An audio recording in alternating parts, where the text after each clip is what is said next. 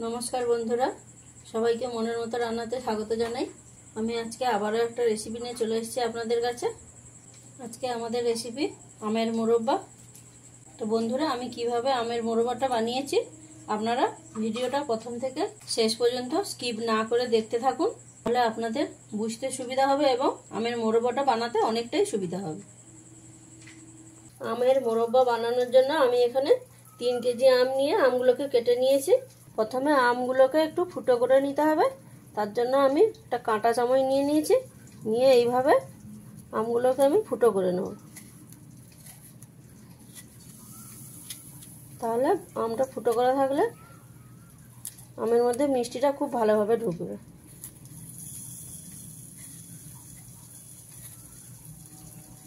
এইভাবে প্রত্যেকটা আম আমি এরকম ফুটো করে নেব।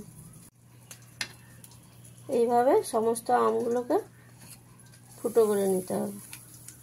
দেখুন বন্ধুরা, সবকটা আমকে আমি এরকম ভালো করে ফুটো করে নিয়েছি। এবারে একটা গামলিতে জল নিয়ে কিছুটা পরিমাণ পানের যে চুন হয় সেই চুনটা আমি জলের মধ্যে দিয়ে মিশিয়ে নিয়েছি।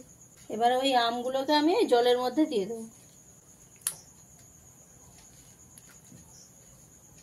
চুন জলে আমগুলো ভিজিয়ে রাখলে আমগুলো ভালোভাবে শক্ত হয়ে যাবে, আর যখন চিনি জলে আমটা সেদ্ধ হবে তখন আমটা ভালোভাবে সেদ্ধ হয়ে যাবে, কিন্তু আমটা একটুও ঘাঁটবে না। এইভাবে আমি সব আমগুলো চুন জলের মধ্যে ভিজিয়ে দেব। সবগুলো আমকে আমি চুন জলের মধ্যে ভিজিয়ে নিয়েছি। এবারে এই আমগুলোকে আমি চুন জলের মধ্যে 1 ঘন্টা ভিজিয়ে রাখবো। 1 ঘন্টা পরে দেখুন বন্ধুরা, আমটা কতটা পরিমাণে টাইট হয়ে গেছে।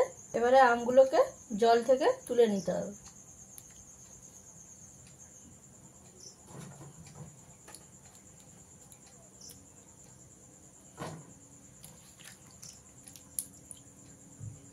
এইভাবে জল থেকে আমি সমস্ত আমগুলোকে তুলে নিয়েছি। আমের মুরব্বাটা বানিয়ে নেওয়ার জন্য আমি একটা কড়াই নিয়ে নিয়েছি। তাতে এবারে পরিমাণ মতন জল দিয়ে দেব।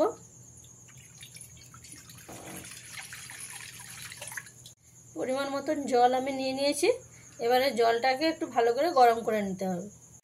জলটা খুব ভালোভাবে গরম হয়ে গেছে। যেহেতু আমি আম নিয়েছি 3 কেজি, তাই চিনিটাও আমি 3 কেজি নিয়েছি। চিনিটা এবারে অল্প অল্প দিয়ে মিশিয়ে নেব।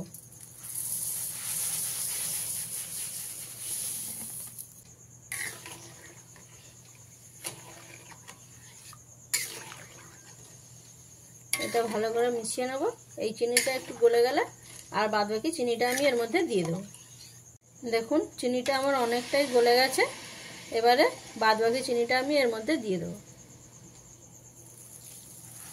আমের মুরব্বাটা তো মিষ্টি হয়, টক হয় না, তো আপনারা যদি একটু টক টক করে খেতে চান তাহলে চিনির পরিমাণটা কম দিয়ে দেবেন। দিয়ে চিনিটাকেও ভালো করে মিশিয়ে দিয়ে চিনিটাকে আমি গলিয়ে নেব। চিনিটা ভালোভাবে গলে গেছে। দেখুন সাইডে সাইডে চিনি থেকে ফেনাটা ভেসে গেছে। এই ফেনাটাকে আমি তুলে নেব। এইভাবে পুরো ফেনাটাকে আমি তুলে ফেলে দেব।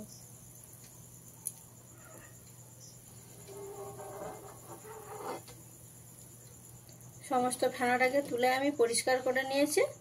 এবারে এর মধ্যে দিয়ে দেব 10-12 পিস এলাচ। এলাচের মুখটাকে আমি একটু থেতো করে নিয়েছি, দিয়ে দিলাম। দিয়ে একটু ভালো করে মিশিয়ে দেব। আর মেশানো হয়ে গেলে এখানে আমি আমগুলো দিয়ে দেব।